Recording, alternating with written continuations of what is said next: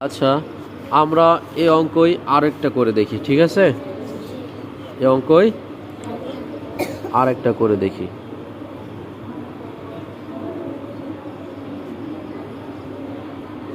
আচ্ছা, সবাই খেয়াল করতেছো? আচ্ছা,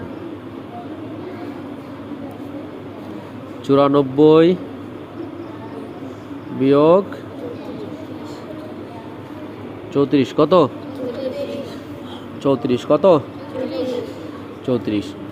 তাহলে বলো তো উপরে কোন সংখ্যা যাবে? হাত দিয়ে বলা লাগবে না, তোমরা হচ্ছে মুখ দিয়ে বলো যে কোন সংখ্যা উপরে যাবে। কত? এটা কোন সংখ্যা? আমরা যদি এইভাবে করে পাতাতাম তাহলে এই 94 এখানে আসতো, আর এই 34 এখানে আসতো। কি এই 34 এখানে আসতো। আচ্ছা, আমরা এই মাথার ভিতরে এই জিনিসটা সুন্দর করে সেট করে নেই, যেহেতু আমরা এই অঙ্কগুলো পূর্বে করে অভ্যস্ত, এইগুলো করে অভ্যস্ত না অতটা। তাহলে আমরা হচ্ছে এরপরে বলছিলাম কোন সংখ্যাদের সাথে কোন সংখ্যা বিয়োগ দেবো আমরা? এই 4-এর সাথে এই 4, এই 4-এর সাথে, মানে 4-এর সাথে 4 বিষয়টা হচ্ছে কোন সংখ্যার সাথে কোন সংখ্যা।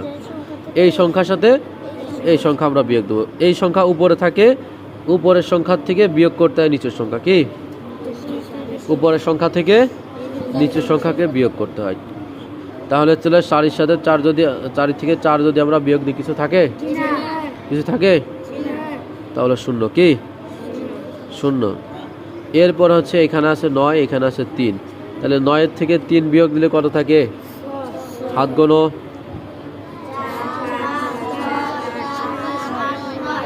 কত? কত? কত হলো? 60। ঠিক আছে। আচ্ছা, এই অঙ্কটা যদি আমরা এইভাবে করে পাতাতাম, এই অঙ্কটাই, তাহলে এভাবে হতো 94,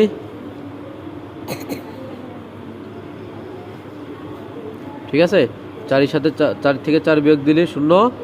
এবার হচ্ছে 9 থেকে 3 বিয়োগ দিলে 6। ঠিক আছে? হ্যাঁ, এই যে